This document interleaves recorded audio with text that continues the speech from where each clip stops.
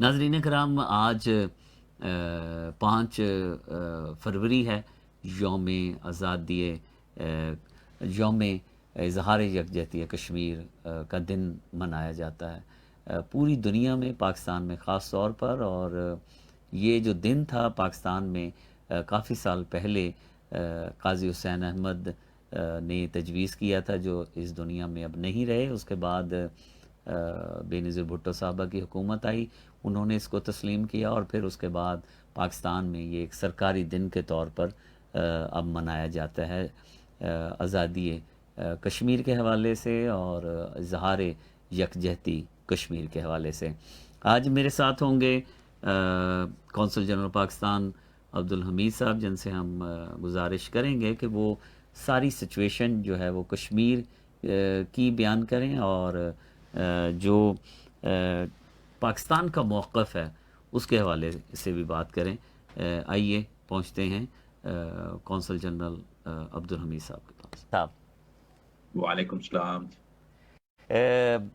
अब्दुल हमीद साहब, 5 फरवरी आज पूरी दुनिया में जहाँ पर भी कश्मीरी हैं, पाकिस्तानी हैं, इंसानी हकूक़ के अलमबरदार हैं, आज का दिन कश्मीरियों के लिए मनाते हैं। तो इसकी वजह क्या है, ये कब शुरू हुआ था जी? Thank you very much. ये यौम यकजहती कश्मीर का मौका असल में कश्मीरियों के चट्टान जैसे अज़्म को खराज तहसीन पेश करने का मौका है। कश्मीरियों का मजबूत अज़्म कि वो इंशाअल्लाह अपना हक खुद इरादियत लेकर रहेंगे, जिसका वादा उनसे पाकिस्तान, इंडिया और बैनुल अक़वामी कम्युनिटी ने अक़वाम मुत्तहिदा की करारदादों की सूरत में किया था। ये उनके उस अज़्म को रीइंफोर्स करने का दिन है। और ये चंद दहाइयाँ पहले इसका आगाज हुआ और हम देख रहे हैं कि 80 लाख कश्मीरी अब आजकल ऑलमोस्ट 1.5 साल से 9 लाख हिंदुस्तानी फौज के मुहासरे में इस तरह बंद हैं कि उनके घरों को ही जेल करार दे दिया गया। 5 अगस्त 2019 से वो 80 लाख लोग कम्युनिकेशन ब्लॉकेट में हैं। और एक और अहम बात यह है कि बैनुल अक़वामी कानून में और इंसानी हकूक़ के बैनुल अक़वामी मुआहिदों के मुताबिक और अक़वाम मुत्तहिदा के चार्टर के मुताबिक हक की खुद इरादियत बहुत ही बुनियादी हक है। इस हक का ना मिलना कश्मीरियों के साथ बहुत बड़ी ज़्यादती है। इस ज़्यादती को हाईलाइट करने का दिन यही है, क्योंकि कश्मीर एक ऐसा मसला है, खास पे जितनी भी बहसें हों और किताबें लिखी जाएं, कि असल में ये मसला अक़वाम मुत्तहिदा की करारदादों में जो वादे किए गए थे उनसे हिंदुस्तान के मुकर जाने की वजह से, उनसे बैक आउट करने की वजह से मिला। तो इसलिए ये एक तरह से उस वादे को याद कराने का दिन है। और अभी हम देख रहे हैं कि जो हिंदुस्तान है न सिर्फ उस वादे से मुकर गया, प्लेबिसिट नहीं करवाया, बल्कि अब नए इक़दामात भी ले रहा है आर्टिकल 370 को अबॉलिश करने के बाद। जी अब्दुल हमीद साहब, आर्टिकल 370 के क्या असरात मुरतब हुए हैं, क्या तब्दीलियां जो हैं वो कश्मीर में आ रही? जी उसके बाद असल में इंडिया का जो इरादे हैं वो एक तरह से नेकेड हो गए हैं, बिल्कुल सामने आ गए हैं। उनका पर्दा चाक हो गया है, क्योंकि उन्होंने जो रही सही ऑटोनॉमी दी हुई थी इंडियन ऑक्युपाइड कश्मीर में, Indian illegally occupied Jammu and Kashmir में, उसको भी खत्म करके उसको यूनियन टेरिटरी बना दिया। और चंद ही महीनों बाद पता चला कि उसका असल मकासद जो हैं वो सामने आना शुरू हो गए कि मकबूजा कश्मीर पर अपने कब्जे को मजीद मजबूत करने के लिए हिंदुस्तान ने कश्मीर की आबादी के तनासुब को तब्दील करने का मज़मूम फैसला किया। इसका मकसद मुसलमानों की अक्सरियत को कश्मीर में अक़लियत बना देना, आबादी के तनासुब को तब्दील करने की ये घिनौनी साजिश गैर कानूनी डोमिसाइल के कवायद बनाकर की जा रही। मलकियत इमलाक के कवानीन को तब्दील किया जा रहा है। पहले वहां पे नान कश्मीरी जो हैं वो अक़वाम मुत्तहिदा की करारदादों के मुताबिक प्रॉपर्टी नहीं खरीद सकते थे, ताकि वहां की डेमोग्राफिक कंपोजिशन चेंज ना हो जाए, क्योंकि वहां पे अल्टीमेटली प्लेबिसिट होना है, इस्तिस्वाब राय का इनेकाद होना है। और अगर वो लोग जो पहले वहां पे असल रहते थे वो ही नहीं होंगे, तो इस्तिस्वाब राय अगर दूसरे हिंदुस्तान के बाकी शहरी आकर उस इस्तिस्वाब राय में हिस्सा लेंगे तो फिर वो मीनिंगलेस हो जाएगा। तो इसलिए वो जाहिर हो गया है कि हिंदुस्तान की हुकूमत डोमिसाइल लॉ चेंज करके, कवायद तब्दील करके, मलकियत इमलाक के कवानीन को तब्दील करके वहां पे कश्मीर से बाहर के लोगों को लाकर आबाद करना चाहते हैं। उन लोगों को, कश्मीर के बाहर के उन लोगों को जिनका कश्मीर के इलाके, उसकी जुबान, उसकी सकाफत, उसकी तारीख, उस सोसाइटी से कोई ताल्लुक नहीं, उनको लालच दिया जा रहा है कि किसी तरह वो इस जुर्म में हिंदुस्तानी हुकूमत के साथ शरीक हो जाएं और कश्मीर में आकर आबाद हो जाएं। अब ये बैनुल अक़वामी कानून की खिलाफ वर्जी है, खास तौर पर चौथे जिनीवा कन्वेंशन की खिलाफ वर्जी। ये उन करारदादों की भी खिलाफ वर्जी है जिनके तहत ये कहा गया था कि स्टैंड स्टिल अरेंजमेंट रहेगा जब तक प्लेबिसिट नहीं हो। तो सिर्फ अच्छा, ये नहीं, कौंसल साहब ये बताइए, पाकिस्तान की जो एक सफारती सतह पर ये कामयाबी है या कामयाबी नहीं है कि कुछ ममालिक और दुनिया के ताकतवर तरीन कुछ ऐसे ग्रुप्स वो अभी भी पाकिस्तान के इस मौक़िफ़ से इत्तफाक नहीं करते? क्या वजह है इसकी?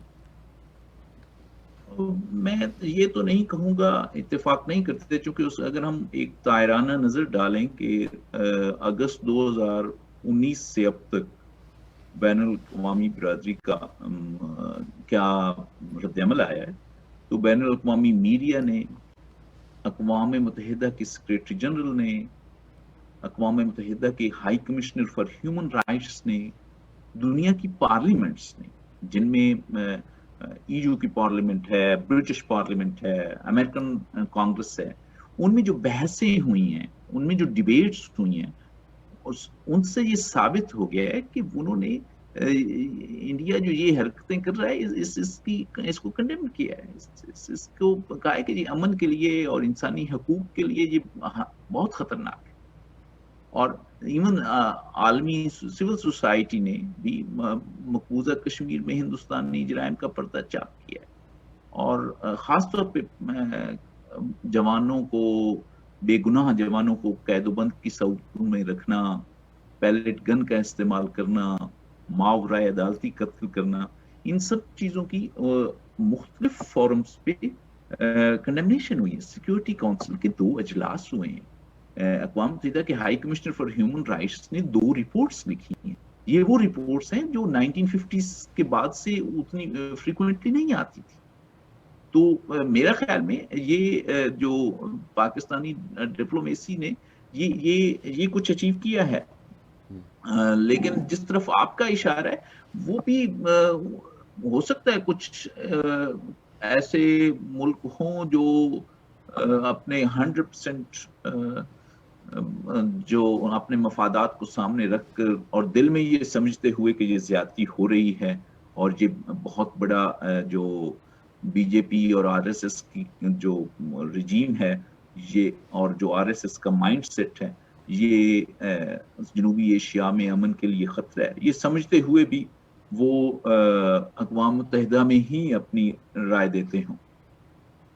अच्छा, कौंसल जनरल साहब ये बताइएगा कि पाकिस्तान के अभी भी मैं प्राइम मिनिस्टर पाकिस्तान इमरान खान साहब का स्टेटमेंट था, आर्मी चीफ का एक स्टेटमेंट था कि पाकिस्तान तैयार है उन इश्यूज़ पे बात करने के लिए जो कहीं दोस्ती में रुकावट का बायस बनते हैं।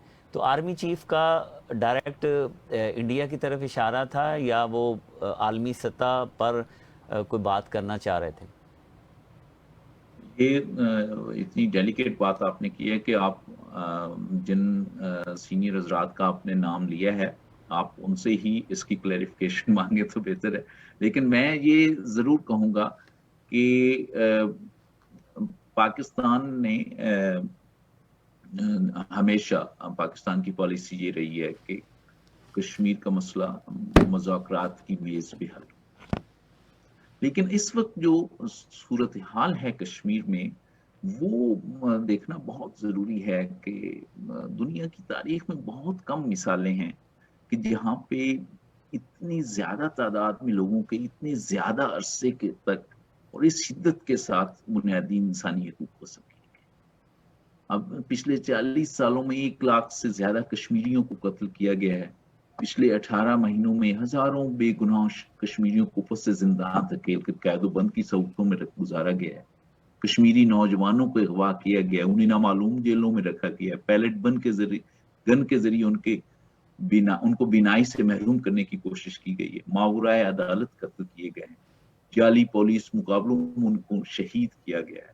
تو یہ معصوم کشمیریوں کے خلاف ریاستی دہشت گردی کی بدترین مثال ہے. آپ جو بھی سٹیٹمنٹس کوٹ کرتے ہیں ہماری طرف سے، اس طرف سے ہمیں یہ کچھ نظر آ رہا ہے جو میں نے آپ کو کہا ہے. اور اس وقت اگر کوئی بھی بات جو ہمارے فورن منسٹر نے اپنی سٹیٹمنٹ میں انڈین ایک انسٹیٹیوٹ آف ریجنل سٹڈیز ہے، اس میں ایک بہت اچھا لیکچر دیا ہے.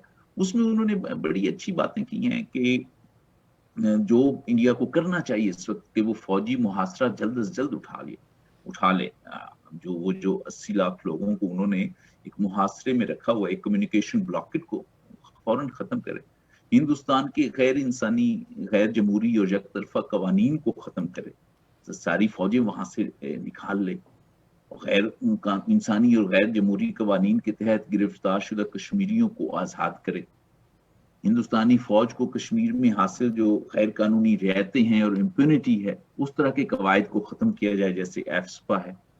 اور بین الاقوامی انسانی حقوقی تنظیموں کو، بین الاقوامی میڈیا کو مقبوضہ کشمیر میں رسائی ہونی چاہیے تاکہ وہ آزادانہ طور پر خود دیکھ سکیں کہ وہاں پہ کیا ہو. اور یہ بنیادی بات ہے. یہ جب باتیں ہوں گی تو پھر کوئی اس طرح کی بات ہو سکتی ہے جس طرف آپ نے اشارہ کیا. ابھی تو کوثر جنید صاحب، یو این اقوام متحدہ کا کردار جو ہے وہ اس وقت کیا ہے؟ کیا آپ اس کے کردار سے مطمئن ہیں؟ میرا خیال ہے اقوام متحدہ بہت دنیا کی امن و سلامتی کے لیے ایک بنیادی ادارہ ہے. اور وہاں پہ سلامتی کونسل میں ہی اس طرح کے سارے جو لانگ پروٹیکٹڈ ڈسپیوٹس ہیں وہ ڈسکس ہوتے ہیں. اور اقوام متحدہ کی سلامتی کونسل نے 5 اگست 2019 کے بعد 2 دفعہ مسئلہ کشمیر جو ہے وہ اس پر بحث کی ہے. اور وہ اس سے پورا انگیجڈ ہیں. اور اقوام متحدہ کی ہی high commissioner for human rights ہیں جنہوں نے 2 رپورٹیں اس پہ لکھی ہیں. اقوام متحدہ ہی کے سیکریٹری جنرل ہیں جنہوں نے اس پہ سٹیٹمنٹس دی ہیں کہ یہ مسئلہ جو ہے قراردادوں کے مطابق حل ہونا چاہیے. تو اب اس سے اگلا مرحلہ جو ہے کہ وہ دیکھنے والا بات ہے کہ کیا ہندوتوا اور آر ایس ایس سے انسپائرڈ ایجنڈا پہ انٹرنیشنل کمیونٹی بولتی ہے یا نہیں. کیونکہ میرا خیال ہے کہ ہندوتوا اور آر ایس ایس سے انسپائرڈ ایجنڈا جو ہے وہ ہی جنوبی ایشیا میں اس وقت امن کے راستے میں رکا. پاکستان تو بین الاقوامی برادری کو بار بار کہہ رہا ہے کہ مقبوضہ کشمیر میں انسانیت سوز مظالم اور جرائم کا ہندوستان سے حساب دے. ہندوستان کو لازماً اس غاصبانہ قبضے کو ختم کرنا ہوگا. ہندوستان کو بین الاقوامی انسانی حقوق کے معاہدوں کی پابندی کرنا ہوگی اور کشمیریوں کو استصواب رائے کا حق دینا ہوگا تاکہ وہ آزادانہ طریقے سے خود ارادیت کے تحت اپنی قسمت کا فیصلہ کر سکیں. جی صحیح. عبدالحمید صاحب، آپ سینئر سفارتکار ہیں، آپ انڈیا میں پاکستان کی نمائندگی کرتے رہے، آپ اقوام متحدہ میں پاکستان کے نمائندہ رہے ہیں.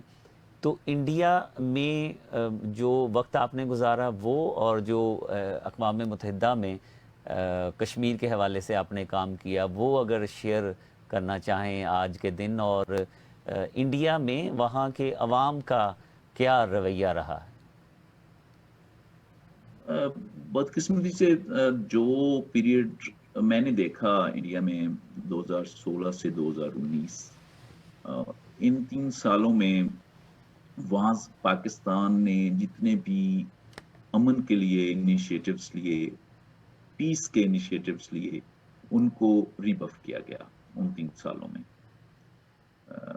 مجھے یاد ہے میں وہیں پہ تھا کہ جب کرتارپور کوریڈور کھلا تو بڑی ایک امید تھی، عمران خان گورنمنٹ نئی نئی آئی ہوئی تھی کہ ایک اتنا پازیٹیو انیشیٹو ہے۔ اصل میں آپ دیکھیں تو جو کرتارپور کوریڈور میں ہندوستان کے شہریوں کو ہی سب سے زیادہ سہولتیں حاصل، کیونکہ ان کو وہ سہولتیں حاصل ہوئیں جو پاکستان کے شہری جب نظام الدین اولیاء یعنی معین الدین اجمیری رحمۃ اللہ علیہ کے مزارات پہ تشریف لے جاتے ہیں تو ان کو وہ سہولتیں حاصل نہیں ہوتی اور اس طرح فیسیلیٹیٹ نہیں کیا جاتا۔ تو وہ یہ ایک بہت بڑا جیسچر تھا پاکستان کی طرف سے۔ تو جوابی طور پہ ہمیں جی کیا ملا، وہ 5 اگست کا انیشیٹو ملا ہمیں ان کی طرف سے، جہاں انہوں نے کشمیر کی رہی سہی جو آزادی تھی وہ اس میں اس کو بھی ختم کر دیا، اور بلکہ اس کی ڈیموگرافک ٹرانسفارمیشن کی طرف جا رہے ہیں۔ یا آپ دیکھیں کہ جب 27 فروری کا واقعہ ہوتا ہے تو پاکستان کا پائلٹ پکڑتا ہے، میں اس وقت وہیں پہ تھا، تو پاکستان نے فوری طور پہ چھوڑ دیا پائلٹ، اور ایک پرامن ہمسائے کے طور پہ۔ تو کیا اس چیز نے اس کے بعد 5 اگست 2019 کے عمل کو روکا؟ نہیں۔ تو میرا خیال ہے کہ میرے 3 سالوں میں یہی ہوا کہ ہم ہسٹری کی اس فیز میں تھے کہ ہندوستانی معاشرے اور ریاست کی طرف سے پاکستان کی امن کی جو انیشیٹوز تھے ان کو ریسیپروکیٹ نہیں کیا۔ جی کونسل جنرل صاحب، بہت شکریہ آپ نے وقت نکالا آج کے دن، کیونکہ آج کا دن بہت امپورٹنٹ ہے۔ آخری سوال ہے آپ سے آج کی نشست کا، پاکستان کی کوششوں کو اگر ایک طرف رکھ دیں، انڈیا کی پالیسی کو اگنور کر دیں، ایک سائیڈ پر رکھ دیں، جو کشمیری ہیں وہاں پہ ان کا خون بہہ رہا ہے، انسانی حقوق کی خلاف ورزیاں ہو رہی ہیں، وہ پس رہے ہیں، تو جو کشمیری عوام ہیں وہ کس کے پاس اپنا کیس لے کر جائیں، وہ کہاں دہائی دیں تاکہ وہ امن کی نیند اور جو دن کا چین ہے ان کو نصیب ہو؟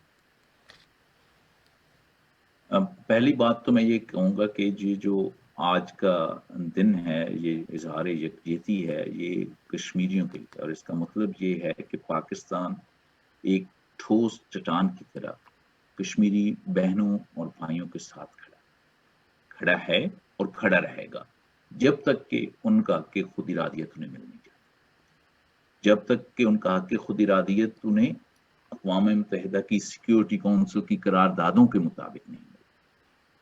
اور یہی تو پاکستان کے نہ صرف ریاست کا کمٹمنٹ ہے بلکہ پاکستانی معاشرے کی کمٹمنٹ ہے۔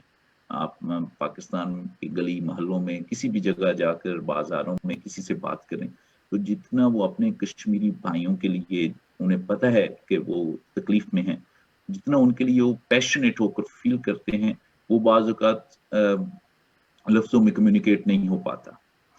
اور باقی بات یہ ہے کہ ان فیزز آف ہسٹری میں جب قومیں اتنا مشکل وقت فیس کرتی ہیں جتنا کشمیری ہمارے بہن بھائی فیس کر رہے ہیں، تو اس میں چٹان جیسے عزم کی بھی ضرورت ہوتی ہے، اور پھر وہ بھی ضرورت ہے جو وہاں کے لوگ کر بھی رہے ہیں، جو documentation of human rights violations, کیونکہ وہ جو آدمی وہاں پہ موجود ہے صرف وہی ڈاکومنٹیشن کر سکتا ہے، اور وہ جب انٹرنیشنل کمیونٹی کے پاس جاتی ہے تو وہ اس کا علیحدہ رتبہ ہوتا ہے کہ یہ وہ لوگ ہیں، یہ خبر جو ہے، یہ رپورٹ جو ہے، یہ رائٹ اپ جو ہے، یہ ان لوگوں سے آیا ہے جو ایکچولی سفر کر رہے ہیں، یہ پاکستان سے نہیں آیا یا یو کے سے نہیں آیا یا دہلی سے نہیں آیا، یہ ان لوگوں کا ہے جو سفر کریں، تو ان کے لفظ کی بڑی ویلیو ہے، تو انہیں یہ بھی ہے کہ وہ اور انٹرنیشنل کمیونٹی ان کے ایک ایک لفظ کو سن رہی ہے. سوشل میڈیا نے اور اس کمیونیکیشن ریولوشن نے پیغام کو بڑھانا، آگے لے جانا آسان کر دیا. بہت شکریہ عبدالحمید صاحب، آپ نے وقت دیا. لاسٹ میں کچھ کہنا چاہیں؟ Thank you. بس میں صرف یہی میں ریٹریٹ کروں گا کہ پاکستان کی کمٹمنٹ کشمیری بہن بھائیوں کے لیے، ان کے حق خود ارادیت کے لیے، ان کے رائٹ ٹو سیلف ڈٹرمنیشن کے لیے، وہاں پہ انٹرنیشنل سپرویژن میں ہونے والے پلیبسٹ کے لیے ان ویورنگ ہے، اور یہ ان ویورنگ رہے گی انشاءاللہ. بہت شکریہ آپ کا.